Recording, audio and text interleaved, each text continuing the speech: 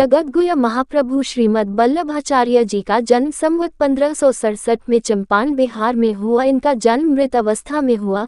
इनको एक पेड़ के खोखले में रख दिया गया। फिर जब वहां प्रस्थान हुआ तो देखा कि चारों ओर अग्नि प्रज्वलित थी और बीच में बालक वल्लभाचार्य जी रोते हुए जीवित अवस्था में मिले। तो इनकी मां इलम्बा गारू और पिता लक्ष्मण भट्ट जी ने उनको तुरंत अपने हृदय से लगा लिया।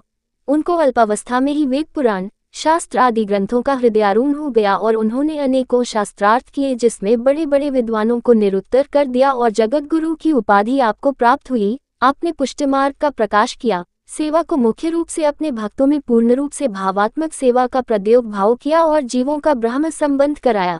इसमें मुख्य वैष्णव 84 वार्ता जिसका कि पुष्टि मार्ग में महत्वपूर्ण प्रमाण है। आपने 3 बार पृथ्वी की परिक्रमा की और भागवत यज्ञ किए। जिन स्थलों पर भागवत यज्ञ किए उन स्थलों की महाप्रभु जी की बैठक के नाम से जाना जाता है। इनके अभूतपूर्व कार्यों को सभी वैष्णव जन तक प्रचार प्रसार के उद्देश्य से हर वर्ष की भांति श्रीमद् वल्लभाचार्य जी का 547वां जन्मोत्सव बड़े ही हर्षोल्लास से कानपुर पुष्टिमार्गीय सत्संग मंडल रजिस्ट्रेशन द्वारा भव्य शोभा यात्रा खास बाजार स्थित श्रीनाथ जी मंदिर से बैंड बाजों के साथ निकाली गई। सुबह से ही भारी संख्या में भक्त एकत्रित होने लगे। श्री सर्वोत्तम स्तोत्र का सामूहिक पाठ व पूजा अर्चना की गई और महाप्रभु जी को मनमोहक रथ में विराजमान किया गया। सैकड़ों की संख्या में प्रभु भक्त व महिलाएं सिर पर मंगल कलश रखाकर पीले वस्त्र धारण कर शोभा यात्रा की शोभा बढ़ाकर आगे चल रही थी। श्रीमद् वल्लभाचार्य प्रभु तथा गिरिराज धरण की जय के उद्घोष से गलियों गूंज उठी। शोभा यात्रा मार्ग में जगह जगह तरल पदार्थ एवं प्रसाद भक्त पा रहे थे। शोभायात्रा का मुख्य आकर्षण जिसमें मनमोहक झोंकियां थी, जिसमें श्रीनाथ जी, यमुना जी, महाप्रभु जी का भव्य श्रृंगार किया गया। भक्तों द्वारा शोभायात्रा मार्ग में जगह जगह पुष्पों की वर्षा की जा रही थी। शोभायात्रा में श्री वल्लभ कहो, श्री विठ्ठल कहो, श्री वल्लभ बिना मेरा कोई नहीं, श्री जमुना, श्री गोवर्धन नाथ महाप्रभु, श्री विठ्ठल नाथ, श्री वल्लभ विठ्ठल गिरधारी, श्री यमुना जी की बलिहारी भजन गाते हुए भक्त यात्रा को आगे बढ़ा रहे थे। शोभायात्रा श्रीनाथ जी मंदिर से उठकर कैलाश मंदिर, गिलिस बाजार, रामनारायण बाजार चौराहा होते हुए कमला टावर, सिरकी मोहाल, लाठी मोहाल, मनीराम बगिया, मूलगंज, टोपी बाजार, चौक सर्राफा, मेस्टन रोड, गंगा फाटक होते हुए श्रीनाथ जी मंदिर परिसर में पुनः वापस आ गई, जहां मंदिर के मुखिया श्री भगवत प्रसाद फाटक द्वार प्रभु श्रीनाथ जी, श्री यमुना जी, श्री वल्लभाचार्य जी की महाआरती की गई।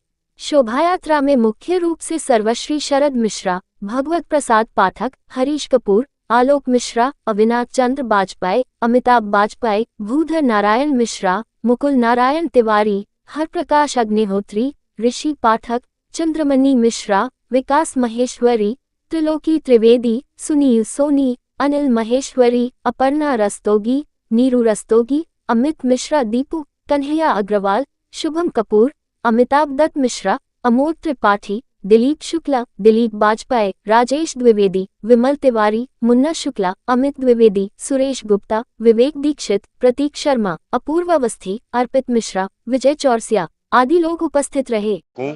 और कानपुर पुष्टि मार्गीय सत्संग मंडल का एक छोटा सा सदस्य हूँ और ये जगत गुरु श्रीमद् वल्लभाचार्य जी के जन्म उत्सव पर हम लोग प्रतिवर्ष बहुत हर्ष उल्लास के साथ एक कलश शोभा यात्रा और विशाल यात्रा उठाते हैं श्री श्रीनाथ जी के मंदिर से, जो पिछले लगभग 30 वर्षों से प्रतिवर्ष चला आ रहा है कार्यक्रम हमारा।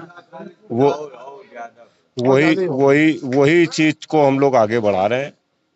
और यात्रा कहाँ से कहाँ तक जाएगी? ये यात्रा कैलाश मंदिर से उठ करके यहाँ से शुभारंभ कराते हैं इस यात्रा का हम लोग सब लोग, और गिलीस बाजार, कमला टावर, सिरकी मॉल, लाठी मॉल, मनीराम बगिया, मेस्टन रोड, चौक सराफा, कोतवाली चौराहा होते हुए पुनः श्रीनाथ जी मंदिर कैलाश मंदिर में समापन होता है। सर, इनका शोभा यात्रा का मुख्य उद्देश्य क्या है?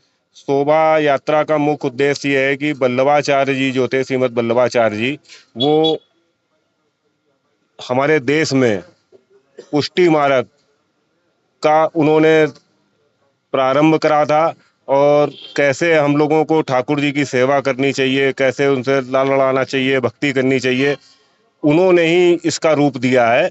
और जगत गुरु की उनको उपाधि थी और लगभग 500 वर्ष पूर्व पहले उनका जन्म हुआ था, अग्नि से प्रकट हुए थे वो। समाज के लिए क्या संदेश दे रहे हैं? समाज के लिए यही संदेश देना चाहते हैं कि जिस तरीके से हम लोग सब लोग देखिए मिलजुल करके सब कार्य करते हैं, उसी तरीके से सब लोगों को करना चाहिए, एकता अखंडता को बनाए रखना चाहिए।